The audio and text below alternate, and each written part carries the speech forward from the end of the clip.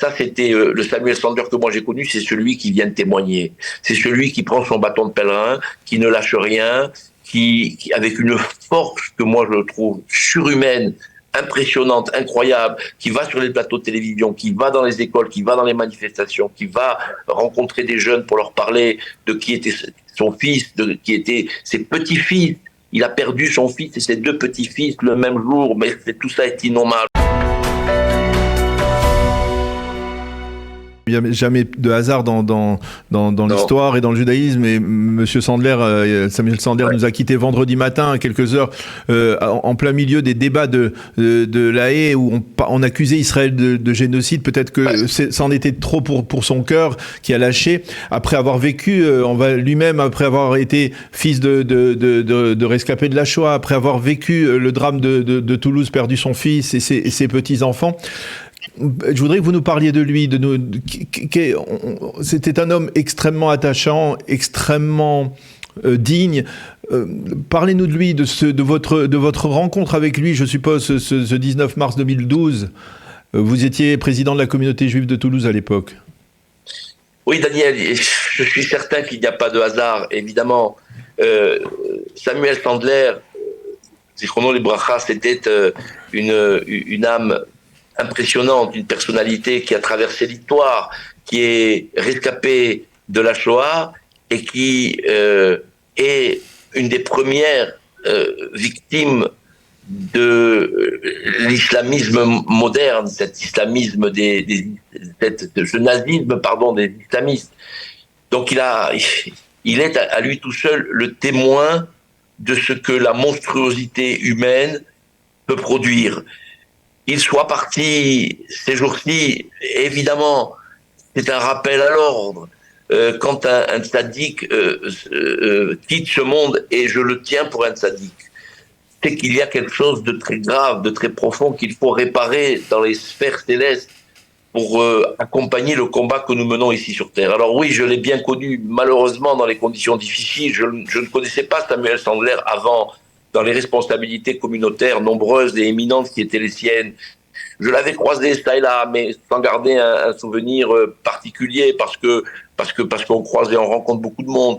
Je le voyais de temps en temps, très rarement, à Haute-Saratora, où il venait visiter sa famille. Je connaissais bien son fils, Jonathan, en revanche, qui était à Haute-Saratora depuis longtemps, ancien élève, rabbin, enseignant, et je me souviens de ces Dvar Torah qu'il faisait et qui m'avait beaucoup impressionné. Et pour moi, un Dvar Torah, c'est quelque chose d'important. Donc, quand je suis impressionné, ça veut dire qu'on a affaire à quelqu'un de très, très grande valeur, de très grande qualité. Et je me dis que les fruits, évidemment, ne tombent pas très bien de l'arbre. Pour être un Jonathan Sandler, il faut avoir un père comme Samuel Sandler et la mère aussi, à qui on souhaite une bonne santé et une longue vie, et à qui on pense aujourd'hui, et évidemment, particulièrement.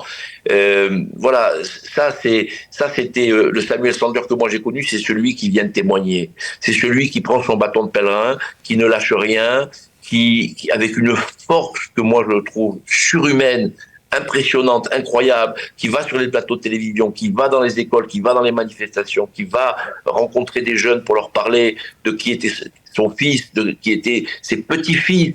Il a perdu son fils et ses deux petits-fils le même jour, mais tout ça est innommable. Et puisque nous sommes dans l'innommable et dans l'indicible, l'exemple de Samuel Sandler, c'est cet exemple que nous devons suivre, que nous devons avoir à l'esprit, de quelqu'un qui est touché comme personne ne peut l'être, et comme nous espérons que plus personne ne le sera. Malheureusement, les familles qui ont perdu des êtres chers le 7 octobre et le 8 octobre, et ceux qui perdent aujourd'hui encore des soldats qui se battent contre cette barbarie, d'une certaine manière font partie de cette génération qui est la génération de Samuel Sandler, qui doit tenir, qui doit se battre, qui doit témoigner, qui doit porter les valeurs qui sont les nôtres. Parce que c'est au nom de ces valeurs et pour ces valeurs-là que nous nous battons.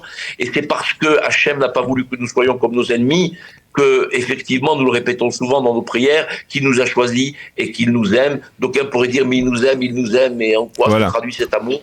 Et les gens dans les camps disaient, oui, il nous aime, c'est-à-dire qu'il n'a pas permis que nous soyons comme ceux que nous combattons et que ceux qui nous massacrent. Alors voilà, Ariel, je vous propose, pour terminer notre entretien, d'écouter Une réponse d'une question que nous avions posée à Samuel Sandler, nous l'avions interviewé après le 7 octobre pour essayer de voir comment lui, qui était victime du terrorisme, justement, comme vous l'avez dit, réagissait à ce qui s'est passé le 7 octobre en Israël. Je vous propose d'écouter cet extrait de l'interview qu'il nous avait accordé. En fait, je pense particulièrement aux otages parce que quand on fait un peu le parallèle avec ce qu'a vécu ma famille pendant la Shoah, étant enfant, dans la chambre de mes parents, il y avait une photo de mon cousin, qui s'appelait Jeannot Leub, arrêté au Havre en classe. Et j'étais toujours angoissé, toujours je regardais cette photo, qu'est-ce qu'il y avait, à quoi pensait mon cousin lorsqu'on vient l'arrêter en classe et ensuite la déportation. C'est-à-dire on ne connaît pas ce qui va se passer dans la seconde qui suit. Et je pense à tous ces otages. J'ai l'impression que c'est exactement la même circonstance. Voilà, Samuel Sandler qui pensait beaucoup donc aux otages, à l'incertitude, à ce que vous avez écrit, ce que vous avez défini, Arié, tout à l'heure, cette situation pire que la mort. C'est ce que ressentait aussi Samuel Sandler, donc lui-même, donc, enfant de rescapé de la Shoah, victime lui-même du terrorisme islamique. Merci beaucoup. Merci beaucoup à Arié Bensemoun d'avoir accepté de répondre ce matin à nos questions sur ces 100 jours de guerre, sur le tribunal de La Haye et sur la disparition de Samuel Sandler, Zichrono Livracha. Merci d'avoir été avec nous ce matin. Merci.